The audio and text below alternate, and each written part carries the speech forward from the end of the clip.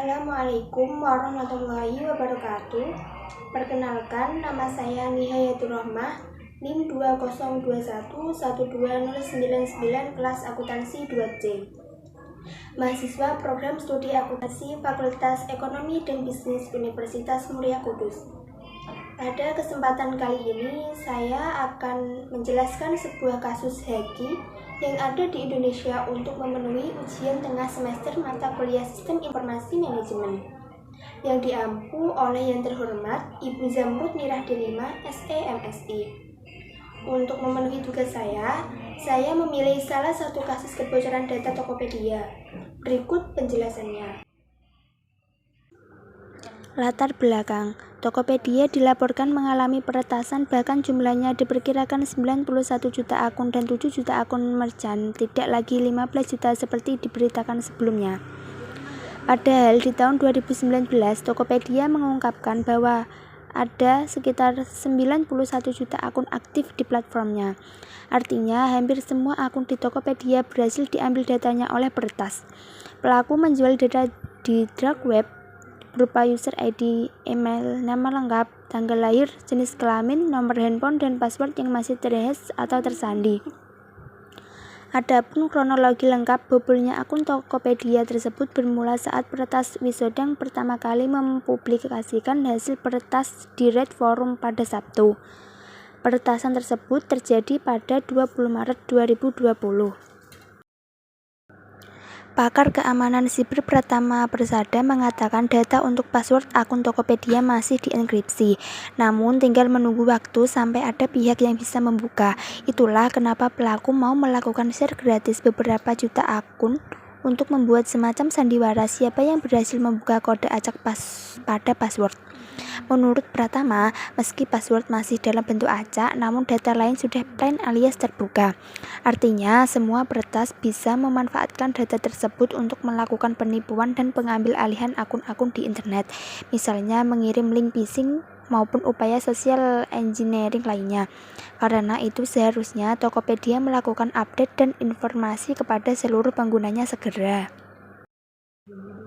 Kasus tersebut termasuk ke dalam dimensi moral kualitas sistem data yang harus diterapkan untuk menghindari kesalahan dari sistem yang diterapkan untuk melindungi data dalam suatu perusahaan agar tidak menyebabkan kerugian dalam bisnis. Selain itu, kebocoran data yang dialami pengguna Tokopedia ini merupakan salah satu akibat dari pelanggaran etika bisnis yang dilakukan oleh Tokopedia. Hal ini dapat menjadi sebuah pelanggaran sebab berdasarkan dasar etika bisnis. Etika bisnis dibutuhkan untuk membuat bisnis yang dijalankan lebih sustainable dengan dasar moral untuk menumbuhkan customer trust yang mana akan berefek pada loyalitas pengguna. Ketika terjadi kebocoran data Tokopedia, mungkin tidak lagi dipercaya oleh customer dan akibat terburuk yang dapat dirasakan Tokopedia adalah bisnis mereka dapat kehilangan kepercayaan pengguna. Perlindungan hukum atas kebocoran data pribadi konsumen pada Tokopedia. Yang pertama, kerugian dan pelanggaran terkait data pribadi sementara diatur lewat Undang-Undang Informasi dan Transaksi Elektronik ITE atau UU ITE, memiliki sanksi pidana penjara maksimal 8 tahun penjara dan denda 800 juta rupiah untuk tindak peretasan dan penjara maksimal 10 tahun dan denda 1 miliar untuk kejahatan penjualan data pribadi. Kedua, pengertian data pribadi juga dapat dilihat pada Peraturan Menteri Komunikasi dan Informatika Republik Indonesia Nomor 20 Tahun 2016 tentang perlindungan data pribadi dalam sistem elektronik. Pada pasal 1 angka 1 disebutkan bahwa data pribadi adalah data tertentu yang disimpan, dirawat, dan dijaga kebenarannya serta dijaga kerahasiaannya. Yang ketiga, perlindungan hukum yang berasal dari UU ITE pasal 25 yang mengatur tentang privasi berupa data pedagang dan pelanggan. Pada pasal 42 dalam draft RUU PDP, pelaku yang melakukan pencurian dan pemalsuan data pribadi dengan tujuan kejahatan terancam pidana paling lama 1 tahun atau denda maksimal 300 juta. Kemudian pasal 43 disebutkan bahwa pidana pokok ditingkatkan dendanya menjadi maksimal 1 miliar jika pelanggaran dilakukan suatu badan usaha. Pada pasal 12 juga disebutkan bahwa pemilik data pribadi berhak menuntut dan menerima ganti rugi atas pelanggaran tersebut. Kebocoran data bisa menimpa siapa saja. Perusahaan manapun memiliki risiko yang sama untuk terdampak kebocoran data. Berikut sejumlah cara untuk mengantisipasi dan mengurangi risiko kebocoran data. Yang pertama, gunakan pelatihan dan aktivitas yang akan mendidik karyawan tentang dasar-dasar keamanan siber. Misalnya, untuk tidak membuka atau menyimpan file dari email atau situs web yang tidak dikenal karena dapat membahayakan seluruh perusahaan.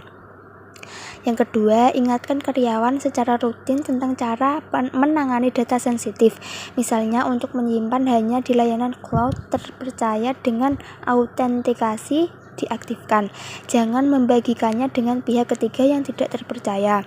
Yang ketiga, terapkan penggunaan perangkat lunak yang sah, diunduh dari sumber resmi. Yang keempat, gunakan produk titik akhir khusus yang menuntut manajemen minimum yang memungkinkan karyawan melakukan pekerjaan utama mereka, namun tetap terlindung dari malware, ransomware, pengambilan akun, penipuan online, dan penipuan seperti Kaspersky Endpoint Security for Business. Yang terakhir, buat cadangan data penting dan perbarui peralatan serta aplikasi TI secara teratur untuk menghindari kerentanan yang belum ditambal yang dapat menjadi penyebab kebocoran. Sekian video presentasi dari saya mengenai kasus kebocoran data Tokopedia. Apabila ada kata yang kurang berkenan, saya mohon maaf. Terima kasih. Wassalamualaikum warahmatullahi wabarakatuh.